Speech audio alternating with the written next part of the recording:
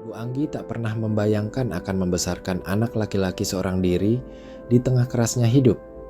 Sejak suaminya meninggal 2 tahun lalu karena kecelakaan kerja, hidup mereka berubah drastis. Tak hanya kehilangan tulang punggung keluarga, tapi juga kehilangan sosok panutan yang mampu menyeimbangkan emosi Reza. Hari-hari yang dulu penuh canda tawa, kini berubah jadi ladang pertempuran antara sabar dan amarah. Bu Anggi harus menjadi ibu dan ayah dalam waktu bersamaan. Tapi sekeras apapun usahanya, Reza seperti tak lagi bisa diajak bicara. Ia tumbuh menjadi anak yang meledak-ledak, keras kepala, dan tidak pernah puas. Setiap malam saat sunyi menelan rumah kecil mereka, Bu Anggi hanya bisa menatap langit-langit kamar sambil menahan air mata. Di sela-sela doa yang ia panjatkan, namanya Reza selalu disebut paling keras. Seolah dengan itu Tuhan akan lebih mendengar. Ia tak pernah berhenti berharap anak semata wayangnya kembali seperti dulu. Anak yang dulu bangga mencium tangannya sepulang sekolah. Anak yang memeluknya saat takut petir. Namun kini, yang tersisa hanya ketegangan, suara pintu dibanting, dan rasa malu yang terus-menerus menghantui hari-harinya. Masalah pertama meledak ketika Reza terlibat perkelahian di sekolah. Ia memukul teman sekelasnya hanya karena saling ejek, membuat hidung temannya berdarah dan bajunya robek. Saat dipanggil ke ruang BK, Reza duduk dengan ekspresi tak bersalah, sementara gurunya menjelaskan kejadian dengan nada serius. Ketika Bu Anggi datang ke sekolah, semua mata tertuju padanya. Tatapan penuh kritik, kasihan, dan cibiran tak terdengar yang membuat tubuhnya terasa lemas.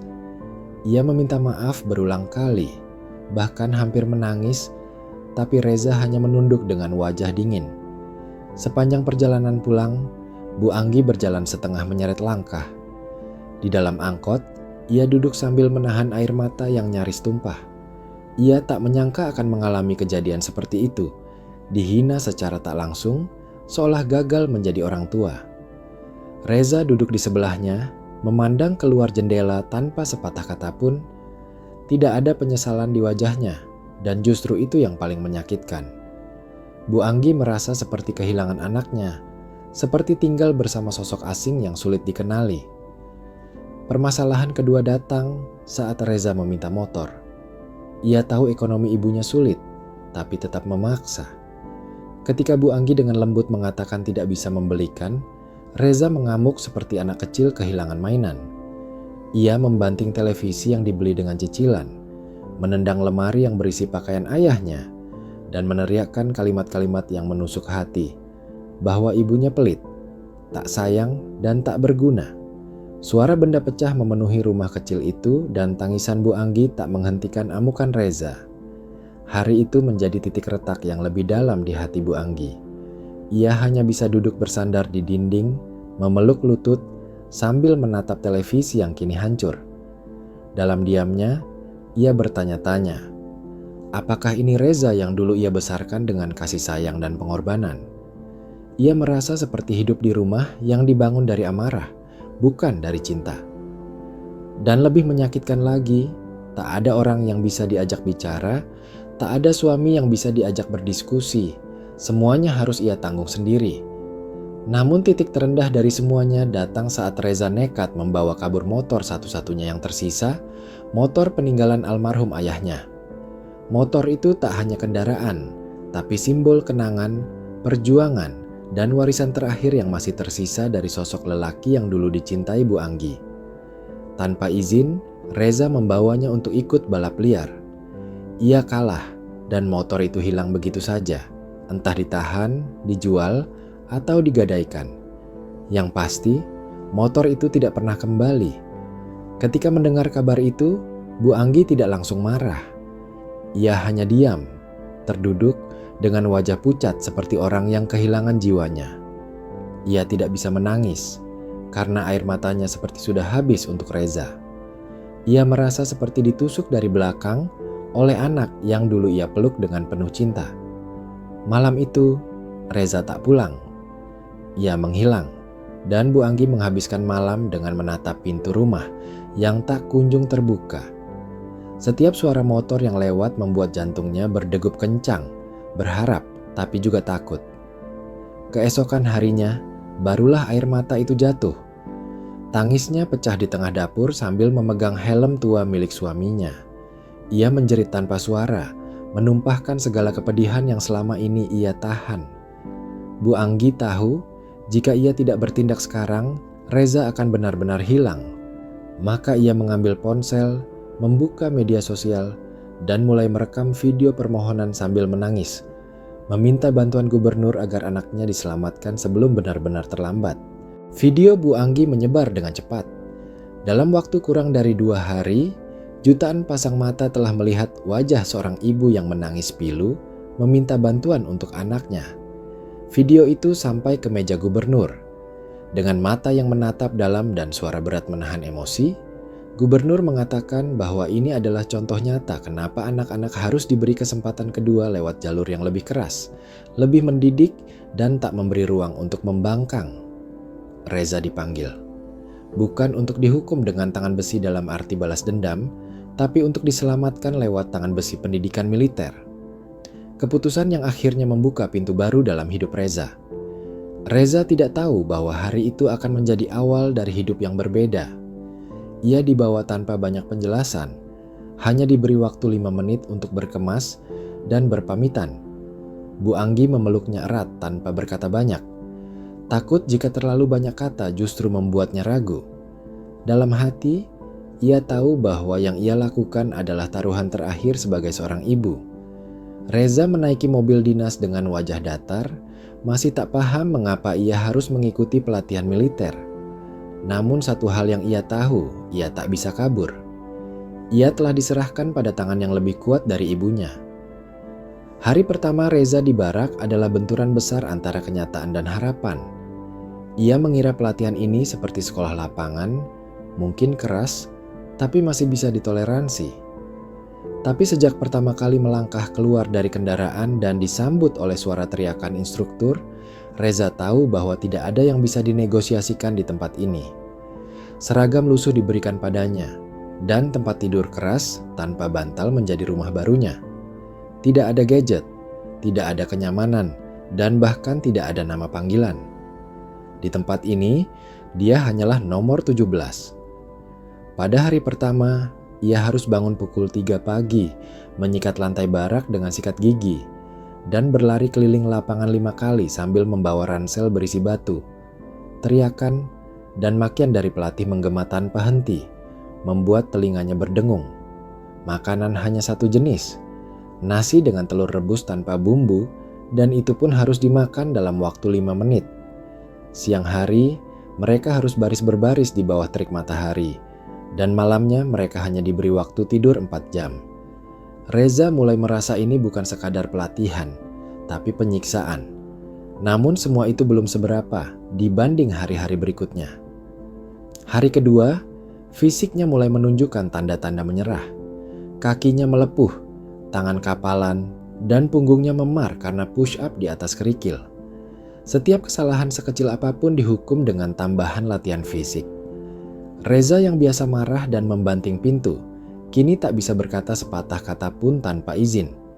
Dia belajar bahwa di tempat ini, suara paling keras bukan dari dirinya, tapi dari perintah. Dalam diamnya, rasa rindu pada rumah mulai tumbuh, tapi ego remajanya belum mau mengakui itu sebagai kerinduan. Pada hari ke-7, barulah keheningan di dalam dirinya mulai retak. Ia melihat satu persatu temannya tumbang karena kelelahan, menangis di tengah malam, bahkan ada yang memohon pulang. Tapi tidak ada belas kasihan, mereka semua harus bertahan. Saat itu Reza mulai merenung. Dalam keheningan malam, ia menatap langit dari celah jendela sempit barak, dan untuk pertama kalinya sejak ayahnya meninggal, ia merasakan hampa yang menyesakkan. Ia sadar dirinya bukan siapa-siapa di sini. Tidak ada ibu yang membelanya. Tidak ada rumah untuk lari, hanya dirinya dan aturan keras yang tak bisa ditawar. Reza tidak luput dari kekerasan fisik. Setiap kali melawan perintah, ia harus menerima hukuman. Kadang ditendang, kadang digaplok, kadang disuruh push up sampai muntah darah. Pelatihnya mengatakan, "Kamu belum pernah dihantam dunia, jadi biar kami wakili dunia menghantammu sekarang." Kata-kata itu terngiang dalam pikirannya malam demi malam. Sakit itu membuatnya marah, tapi juga perlahan membongkar keangkuhan yang ia bawa sejak kecil. Pada minggu kedua, tantangan yang paling brutal dimulai, bertahan hidup di hutan sendirian. Mereka diberi pisau kecil, 1 botol air, dan peta lusuh. Tidak ada makanan, tidak ada tempat berlindung. Reza harus berjalan selama 3 hari tanpa petunjuk yang jelas, hanya mengandalkan naluri dan sedikit pengetahuan dasar. Malam pertama, ia menggigil kedinginan di bawah akar pohon besar. Perutnya lapar, dan pikirannya mulai bermain-main antara ingin bertahan atau menyerah.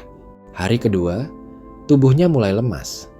Ia mencoba menangkap ikan di sungai kecil dengan tangan kosong, gagal berkali-kali, lalu akhirnya berhasil mendapat 1 ekor. Rasa amis dan dingin itu memuakkan, tapi juga menyadarkannya bahwa hidup bukanlah tentang kenyamanan. Reza yang dulu berani menghancurkan barang di rumah kini menangis sendirian, menyesali semua hal yang pernah ia anggap remeh. Di hari ketiga, ia tersesat dan hampir menyerah. Namun ketika ia melihat foto kecil ibunya yang ia simpan di dompet, semangatnya kembali bangkit. Ia menggenggam pisau erat-erat, menatap cakrawala, dan berkata dalam hati bahwa ia tidak akan gagal.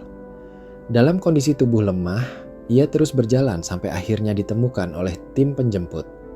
Tubuhnya dehidrasi, penuh luka, tapi ada satu hal yang baru.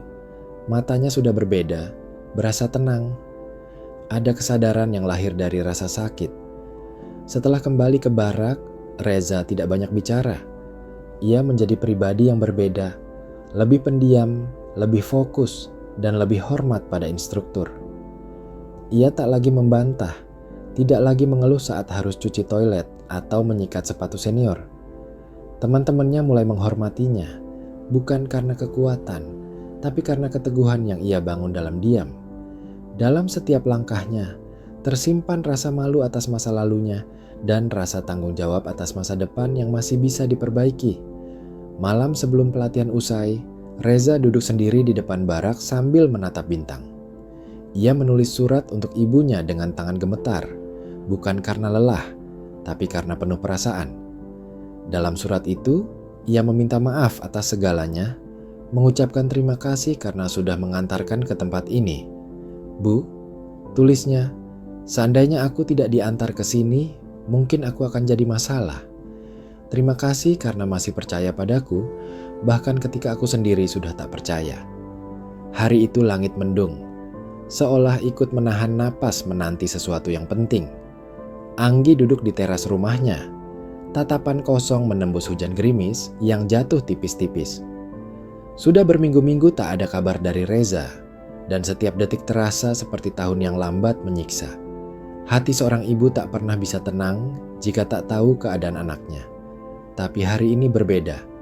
Ada suara langkah kaki di kejauhan, mantap dan berirama. Anggi berdiri perlahan, tubuhnya gemetar saat sosok berseragam lusuh, namun gagah itu muncul dari balik tikungan jalan.